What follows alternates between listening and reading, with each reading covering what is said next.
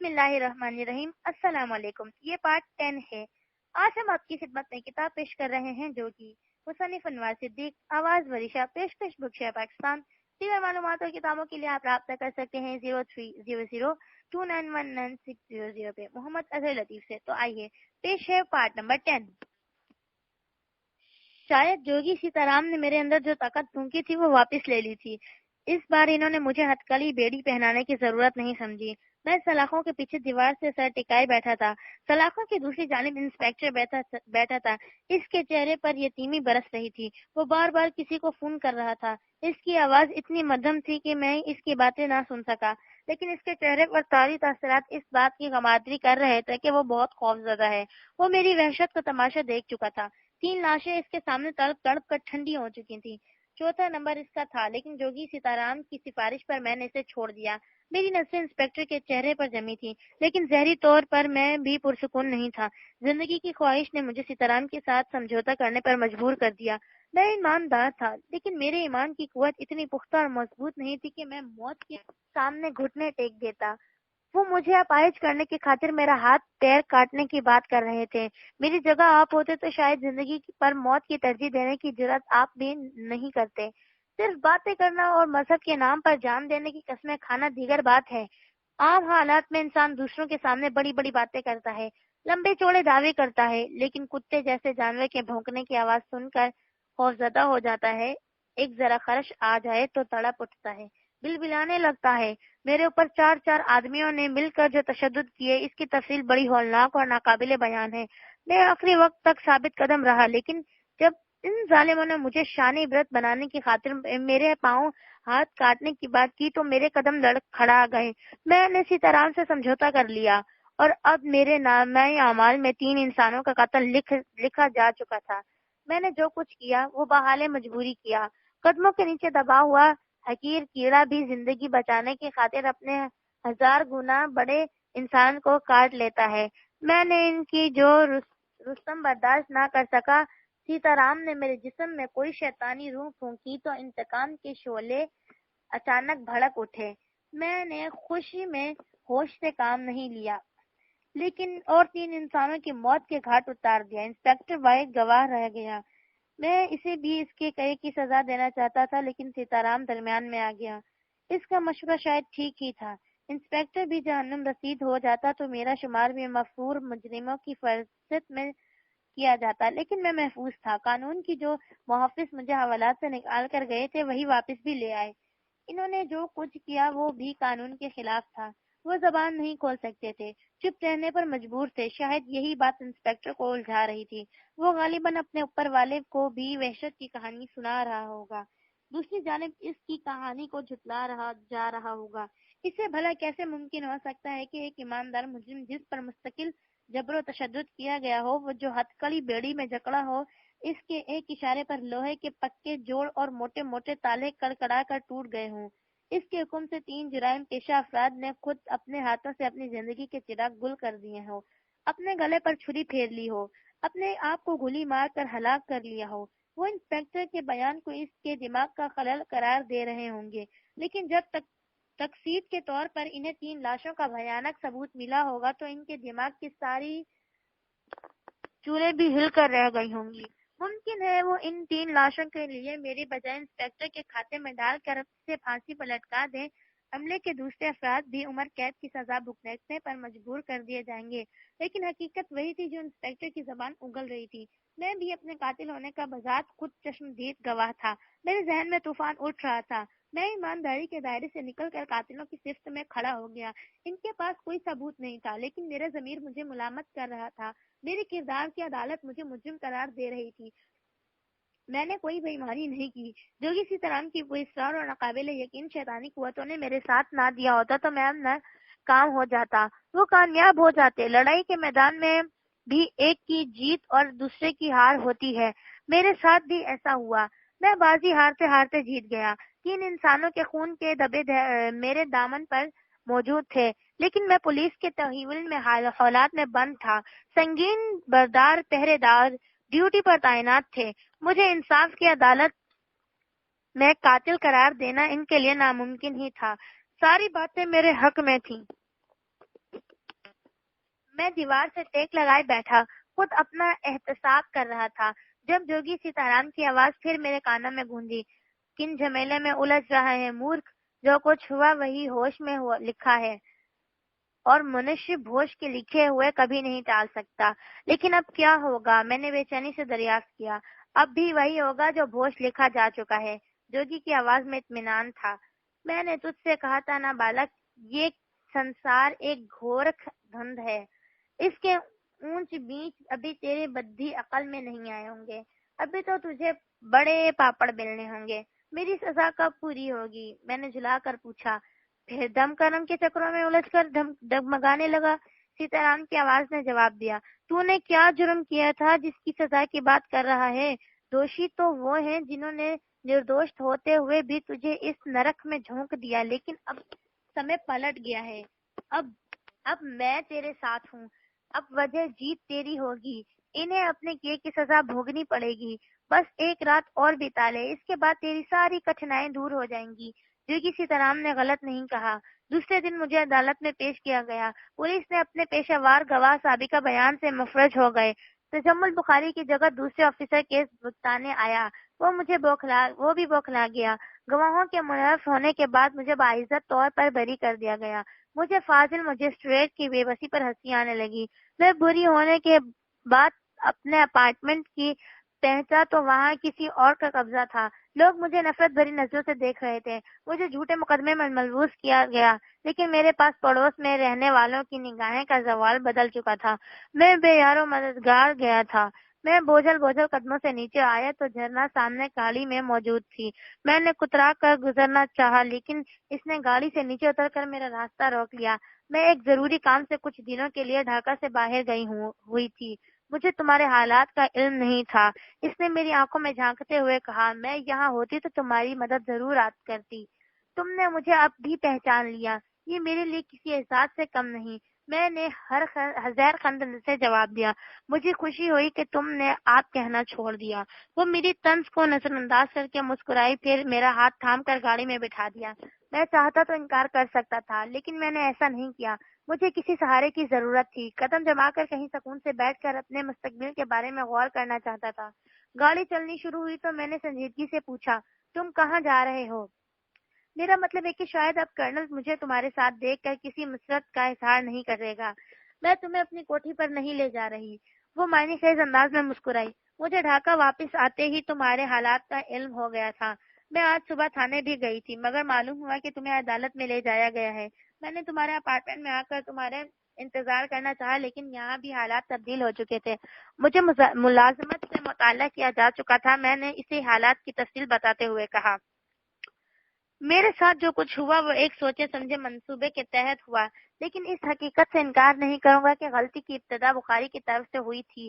اس نے پلٹ میں آ گیا۔ میں تفصیل جان چکی ہوں، میں نے اسی لاپرواہی سے کہا۔ بخاری کو اس کے کیے کی سزا بھی مل گئی۔ تم نے شاید رحیم الدین سے ایک بار پھر محلے میں سفارش کی تھی۔ میں نے اسے یاد دلانے کی کوشش کی، عدالت سے باعزت بری ہونے کے بعد قانونی طور پر میری ملازمت ختم نہیں کی جا سکتی۔ تمہارا صرف ایک فون ہے۔ میں تمہارا مطلب نہیں سمجھ رہی ہوں، مگر شاید اب وہ تمہاری وجود کو برداشت کرنے پر آمادہ نہ ہو۔ وہ ایسا نہیں کر سکتا، میں نے ٹھوس آواز میں بڑے یقین سے کہا۔ اب ایسے میرے معاملے میں آپ کو بدلنا ہوگا۔ میرے لہجے میں اعتماد تھا، اور اس اعتماد کی پشت پر جوگی سیتارام کی ماروائی قوتیں بھی شامل تھی، جس کے ساتھ سمجھوتا کر چکا تھا۔ اب تمہیں ملازمت کرنے کی ضرورت کیا ہے؟ اس نے لاپرواہی سے جواب دیا۔ میں سمجھا نہیں۔ میں نے جھرنا کو وضاحت طلب نظروں سے دیکھا۔ اس کی غزارت ہونٹوں پر لاپرواہ مسکراہٹ کھیل رہی تھی۔ اس مسکراہٹ میں ایسا سایہ تھا کہ اب اس کے چہرے سے نظریں نہ ہٹا سکا۔ اس کے لباس سے پھوٹنے والی مسحور کن خوشبو میرے وجود کو گدگدانے لگی۔ وہ کل بھی سراپا قیامت تھی، آج بھی اس کے حسن کی دلکشی میں بھی مکتانہ سی تیسی کشش موجود تھی، جو جنس مخالف کو مدہوش کرنے کے لیے بڑا مؤثر کردار ادا کرتی ہے۔ میری نظریں اس کے لباس پر سرسرانے لگیں، اس کی جسمانی نشیب میری نگاہوں میں اترنے لگی، میرے جسم پر چونٹیاں رینگنے لگیں۔ پہلی بار خود جھرنا نے میری طرف پیش قدمی کی۔ میں مجبوراً حالات کا شکار ہو گیا۔ آج وہ ایک شانے بے نیازی سے ڈرائیونگ سیٹ پر بیٹھی سڑک کی جانب متوجہ تھی، اور میں اس کی طرف کھینچا چلا جا رہا تھا۔ اس کا کرب مجھے اکسا رہا تھا۔ میں نے اس کے آغوش میں گم ہو کر ان صحبتوں کو بھول جانا چاہتا تھا جس نے میرے دل و دماغ پر کوئی اچھا اور خوشگوار اثر نہیں ڈالا تھا۔ میں نے بے تکلفی سے اس کی جانب کھسک کر اس کی گردن میں باہیں ڈال دیں۔ وہ کسمسا کر بولی، یہ شاہ راہ عام ہے آذر، کوئی دیکھ لے گا۔ تمہیں کسی کا خوف ستا رہا ہے؟ میں نے چبھتے ہوئے لہجے میں سوال کیا۔ کرنل یا کسی دوسرے واقف کار کا؟ میں کسی سے نہیں ڈرتی۔ وہ میرے جملے کی ساخت پر تلملا اٹھی۔ پھر گاڑی یہیں کہیں فٹ پاتھ سے ملا کر کھڑی کر دو۔ میں نے اسے چھیڑنے کی خاطر کہا، جو ہوگا دیکھا جائے گا۔ مجھے خوشی ہے اب زندگی کی طرف واپس لوٹ رہے ہو۔ اس نے ترقی بے ترقی جواب دیا۔ اس روز کرنل کی کوٹھی کے مخصوص نگار خانے میں تم کیا ہو گیا تھا؟ میں نے جواب ہو کر اسے بازوؤں میں سمیٹنے کی کوشش کی تو اس نے ہاتھ اسٹیئرنگ پر پھسلنے لگے۔ میں نے کسی حادثے کے خوف سے بڑی تیزی سے اپنے ہاتھ کھینچے۔ موت سے ڈرتے ہو؟ اس نے سنبھل کر کہا، پھر بڑے تلخ لہجے میں بولی، مجھے دیکھو۔ میں نے تنہا ہونے کے باوجود کسی محاذ پر شکست تسلیم نہیں کی، صرف ایک بار پسا ہوئی تھی، لیکن اس پیسائی نے مجھے جینے کا ڈھنگ سکھا دیا۔ اب میں ایک شخص کی غلطی کا انتقام ہر شخص سے لے رہی ہوں جو عورت کو پاؤں کی جوتی سمجھتے ہیں۔ میں نے کیا قصور کیا تھا؟ میں نے آہستہ سے پوچھا۔ تمہاری بات اور ہے، اس نے شوخی اور بے باکی سے مسکرا کر کہا، تم مجھے پہلی ملاقات میں اچھے لگے تھے۔ کیا کرنل کو علم ہے کہ تم کن راستوں پر چل رہی ہو؟ ہو بھی سکتا ہے، وہ شانے اچکا کر بولی، لیکن مجھے اس کی پرواہ نہیں، شاید اس لیے کہ وہی میری بربادی کا ذمہ دار ہے۔ میں جھرنا سے چھیڑ چھاڑ کی باتیں کر رہا تھا۔ اس کی رفتار نے میرے ذہن پر تاریک اطمینانت بڑی حد تک دور کر دی۔ 20 منٹ بعد اس نے اپنی گاڑی ایک چھوٹے سے خوبصورت مکان کے سامنے روکی۔ وہ غالباً کوئی کالونی تھی جہاں بے شمار مکانات ایک ہی ڈیزائن کی تعمیر کیے گئے تھے۔ ان کا رقبہ زیادہ نہیں تھا، لیکن تعمیر کے اعتبار سے انہیں خوبصورت کہا جا سکتا تھا۔ جرنا نے مختصر سے پورٹیکیو میں گاڑی کھڑی کی۔ میں بھی اس کے ساتھ نیچے اتر۔ اس نے صدر دروازے پر پہنچ کر چابی سے تالا کھولا تو میں نے پوچھا، کیا یہ خوبصورت مکان کسی نے بطور تحفہ دیا ہے؟ نہیں، وہ بڑی سنجیدگی سے بولی، یہ میرا ذاتی مکان ہے۔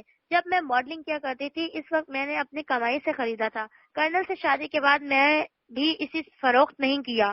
میں مکان میں داخل ہوا تو اس کی خوبصورت سجاوٹ اور دیدہ زیب فرنیچر کو دیکھ کر دل باغ باغ ہو گیا۔ مختصر سے ڈرائنگ روم میں جتنی تصویر موجود تھی وہ جھرنا کی تھی، مختلف انداز میں مختلف مصنوعات کے ساتھ۔ وہ تصویریں اس وقت کی یادگار تھی جب وہ ماڈل تھی۔ وہ مجھے گھر کا ایک ایک حصہ دکھا رہی تھی۔ 2 کمروں پر مشتمل وہ مقام ہر اعتبار سے اپنے مثال آپ تھا۔ وہاں ضرورت کی تمام چیزیں موجود تھیں۔ ایک کارنر میں فون بھی رکھا تھا۔ کیا یہ مکان خالی پڑا رہتا ہے؟ میں نے اسے خریدنے کی خاطر پوچھا۔ ہاں، لیکن میں ہفتے میں 2 مرتبہ یہاں آ کر خود اپنے ہاتھوں سے اس کی صفائی کرتی ہوں۔ اور وہ یکلت جذباتی ہو گئی۔ تم پہلے مرد ہو جس نے اسے پوری طرح گھوم پھیر کر تفصیل سے دیکھا ہے۔ یہاں آنے والے بزنس مین جو مجھے اپنی پروڈکشن کے لیے بک کرتے ہیں ڈرائنگ روم سے آگے کبھی نہیں بڑھ سکے۔ تمہاری فیملی کہاں رہتی ہے؟ میں نے اسے اندر سے ٹٹولنا چاہا۔ میرا اشارہ تمہارے والدین کی طرف ہے۔ والد کا انتقال ہو چکا ہے، اس لیے میں نے ماڈلنگ کا پیشہ اختیار کر لیا۔ اس نے سرد آہ بھر کر جواب دیا۔ ماں زندہ ہے، وہ کلکتہ میں رہتی ہے۔ یہاں کیوں نہیں رہتی؟ اسے کرنل سے میری شادی کا پس منظر معلوم ہو گیا تھا۔ وہ غیر مند تھی، اس کے یہ دیش ہی چھوڑ کر چلی گئی۔ تم مجھے یہاں کیوں لائی ہو؟ میں نے اسے اداس ہوتا دیکھ کر موضوع بدل دیا۔ میں نے کہا تھا کہ تم پہلی ملاقات میں مجھے اچھے لگے تھے۔ اس نے والہانہ نظروں سے میری طرف دیکھا، بڑی بے تکلفی سے بولی، اگر تم کرنل سے پہلے میری زندگی میں آئے ہوتے تو میں تمہارے سوا کسی اور سے شادی نہ کرتی۔ یہ میرے سوال کا جواب نہیں۔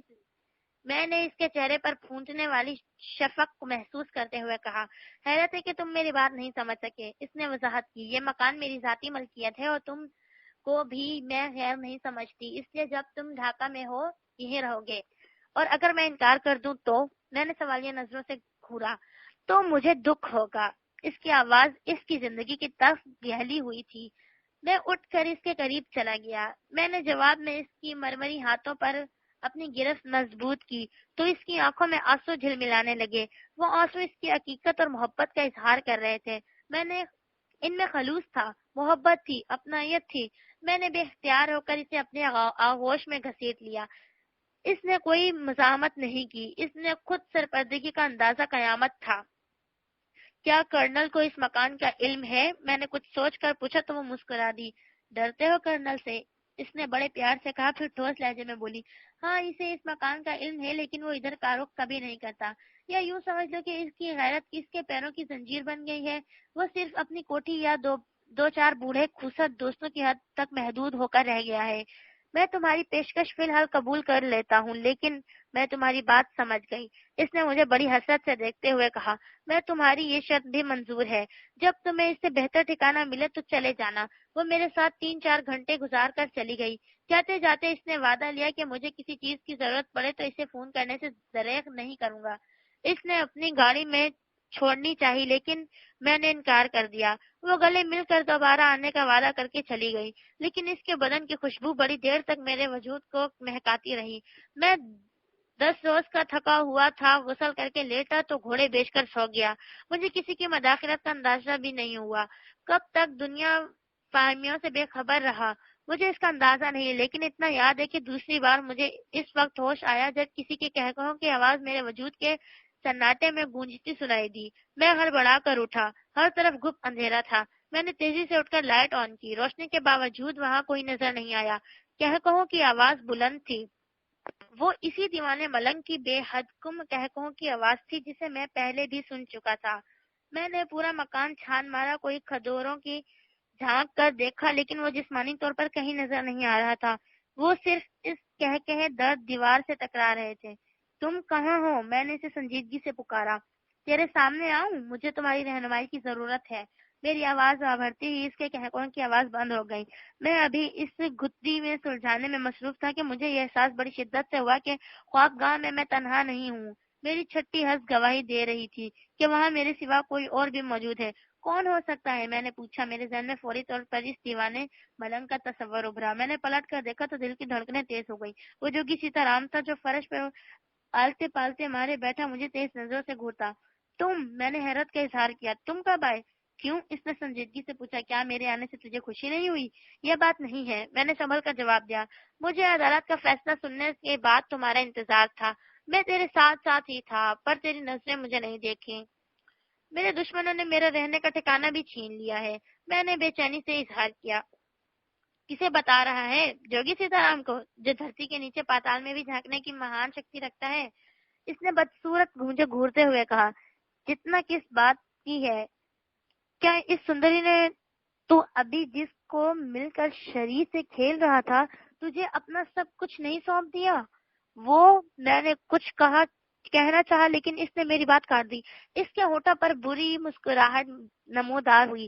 اس نے سسرایت لہجے میں کہا، جو کچھ کر رہی ہے میرے اشارے پر کر رہی ہے۔ میں نے تجھے رام کرنے کے کارن اس کے سندر شریر کا جال پھینکا تھا، اس کے من میں تیرا پریم جگایا تھا۔ یہ سندریاں کیول ہوتی ہیں اس لیے منوشی جان کا من بہلاتی ہیں۔ ابھی تو نے کچھ بھی یاد نہیں دیکھا۔ جوگی کی آگیا کا پالن کرتا رہے گا تو تیری آنکھ پنکھ بھی اڑانا سیکھ لیں گی۔ تو آکاش کی بلندیوں پر تیرتا پھرے گا، انر کے کھاڑے کی سیر کرے گا، جہاں اسپرائن تیرا من بہلائیں گی۔ میں نے تم سے جو وعدہ کیا تھا وہ مجھے یاد ہے، لیکن میں کب تک تمہارا ہاتھ پکڑ کر چلتا رہوں گا؟ میں نے پہلو بدل کر سوال کیا۔ جب تک سیتارام کو تیری ضرورت ہے تو کہیں ادھر ادھر نہیں جا سکتا، وہ سرسراتے لہجے میں بول رہا تھا۔ ایک بات گرہ سے باندھ لے، اس سنسار میں کیول ان کو زندہ رہنے کا ادھیکار ہے جو مہان شکتی پراپت کر لیتے ہیں۔ منش کے بازو میں شکتی نہ ہو، اس کی آنکھوں سے بھڑکتے ہوئے شعلے نہ نکلتے ہوں تو کوئی اسے سامنے ڈنڈوت سجدے نہیں کرتا۔ سب شکتی کا کھیل ہے۔ بھولے ناتھ سیتارام کے کہنے پر چلے گا تو کندن بن جائے گا، 2-4 چاپ منتر کر لے تو بھی بلوان بن جائے گا۔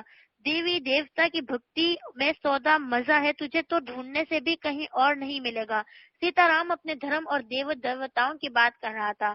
میں نے اس سے وعدہ نہ کیا ہوتا تو اٹھ کر گھر سے باہر پھینک دیتا، اس سے بتاتا کہ یہ ایک کڑ مسلمان ہوں۔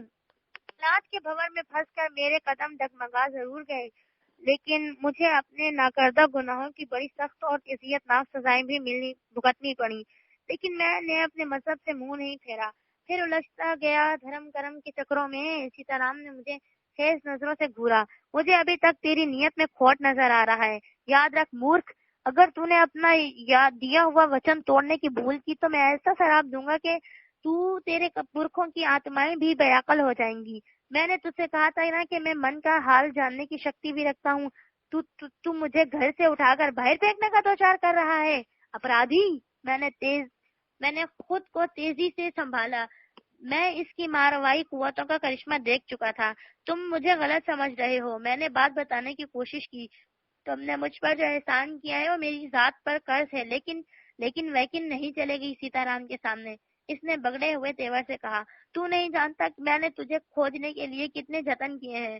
تو نے وچن نہ دیا ہوتا تو اور بات تھی، پرنتو اگر تو نے چھل کپٹ سے کام لیا تو تیرے حق میں اچھا نہیں ہوگا۔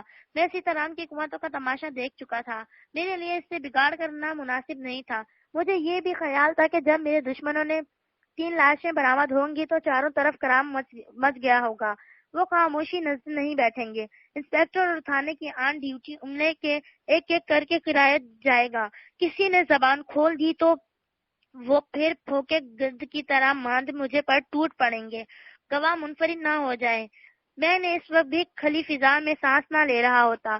جو کچھ ہوا وہ ناقابل یقین ہی تھا۔ سیتا رام کی قوت سے میرے ساتھ دیتی تو میرا انجام بھیانک ہی ہوتا۔ میں تیرے من کی کھلبل دیکھ رہا ہوں، اس نے ٹھوس لہجے میں کہا۔ میرا کہا مان لے مورکھ، نہیں تو اسی دھرتی پر تجھے کہیں ٹانگ پسارنے کی جگہ نہیں ملے گی۔ سارا جیون کانٹوں پر لوٹ لوٹ کر بیتے گا۔ میرا دل گواہی دے رہا ہے کہ جو کچھ کہہ رہا ہے غلط نہیں ہوگا۔ اگر وہ اپنی ماروائی قوتوں کے ذریعے مجھے موت کے منہ سے نکال سکتا ہے، میرے جسم میں کوئی شیطانی روح پھونک سکتا تھا، اس کا ایک اشارہ مجھے دوبارہ پھانسی کے پھندے تک بھی لے جا سکتا تھا۔ میرے پاس اس کی بات پر عمل کرنے کے سوا اور کوئی راستہ بھی نہیں تھا۔ سیتا رام نے نرم لہجے میں اسے مخاطب کیا۔ میں اپنے وعدے سے پیچھے نہیں ہٹ رہا۔ تم نے میرے ساتھ جو سلوک کیا میں اس کے لیے بھی تمہارا شکر گزار ہوں۔ میرے اوپر جو بیتی ہے وہ تم نہیں جانتے۔ مجھے ملازمت سے معطل کیا گیا، میرے سر سے چھپانے کا ٹھکانہ بھی چھن گیا۔ تمہاری وجہ سے جھرنا میرا ساتھ نہ دیتی تو میں اس وقت کسی فٹ پاتھ پر بھٹک رہا ہوتا۔ میری ملازمت کا ابھی کوئی یقین نہیں ہے۔ رحم الدین بڑا کلکر آدمی ہے، وہ مجھے آسانی سے شانت ہو جا بالک، شانت۔ جوگی سیتا رام معنی خیز انداز میں مسکرایا۔ میں جان گیا کہ تو کیا چاہتا ہے، بس اب کوئی چنتا مت کر۔ اٹھ کر مہان جوگی کا ہاتھ تھام کر آنکھیں موند لے۔ میں تیرے من کی ساری آشاؤں کو پورا کروں گا۔ دھن دولت تو ہاتھ کا میل ہے۔ میں تجھے بتاؤں گا کہ جو مہان شکتی کے مالک ہوتے ہیں ان کے لیے کوئی کام کٹھن نہیں ہوتا۔ میں تجھے کندن میں بنا دوں گا۔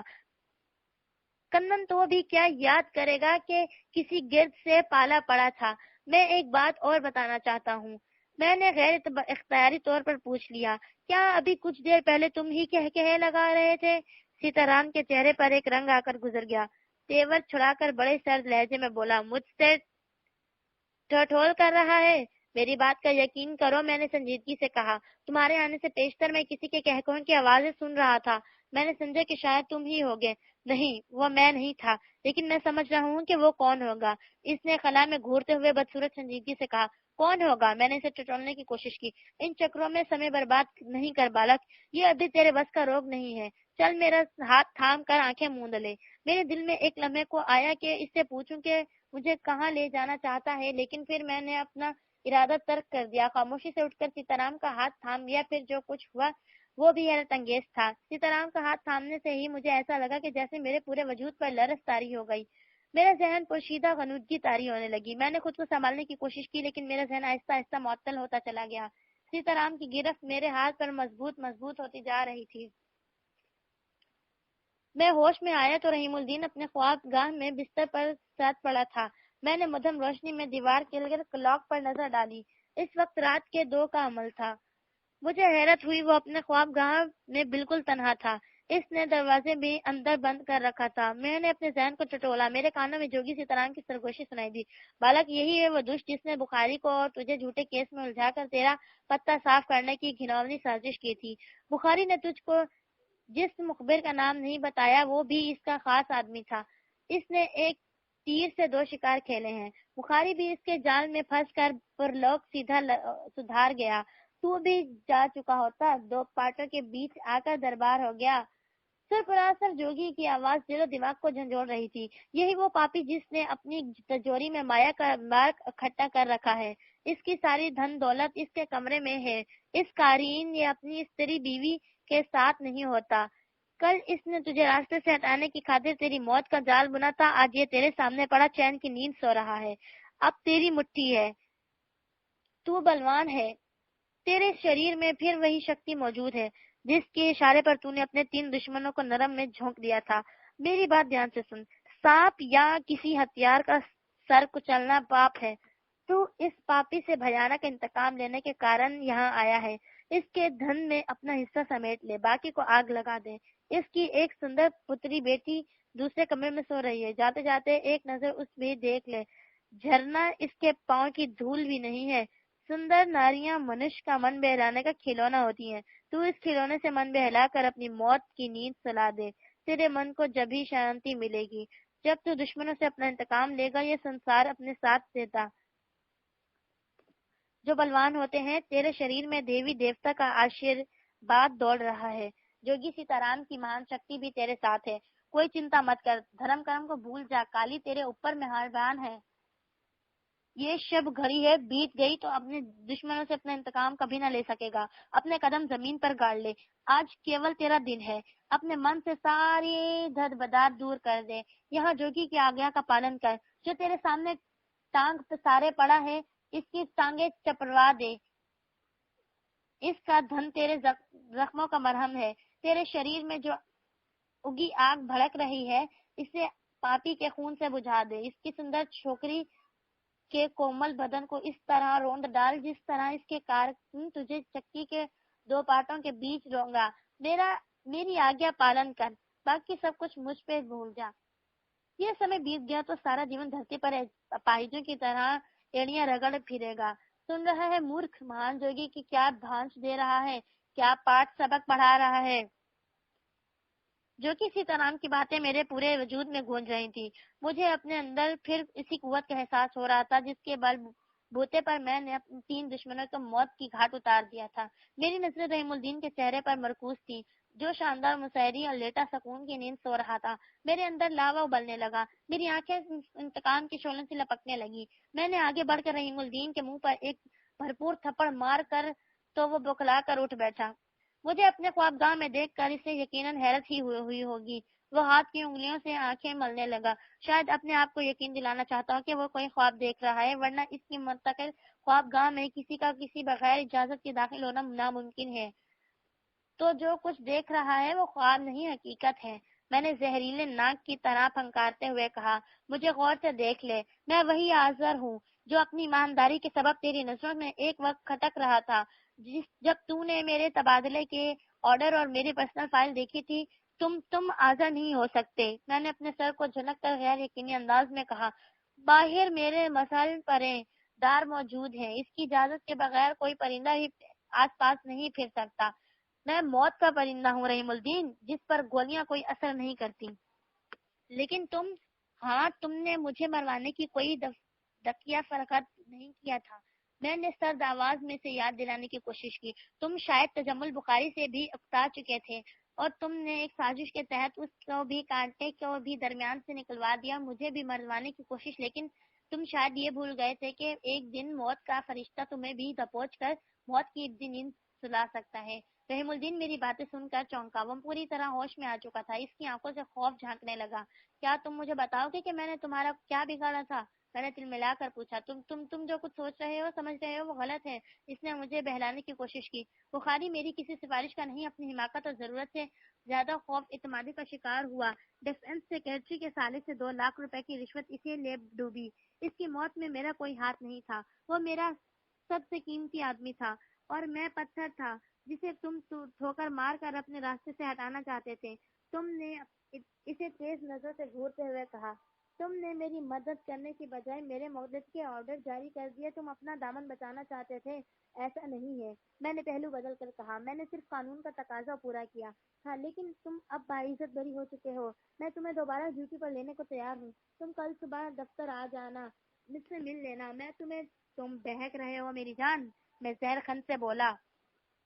میں ایماندار ضرور ہوں، لیکن اتنا احمق نہیں ہوں کہ تمہارے جھانسے میں آ جاؤں۔ پارٹ 10 یہاں اختتام پذیر ہوتا ہے۔ کتاب جوگی کا بقیہ حصہ پارٹ 11 میں سماعت فرمائیں۔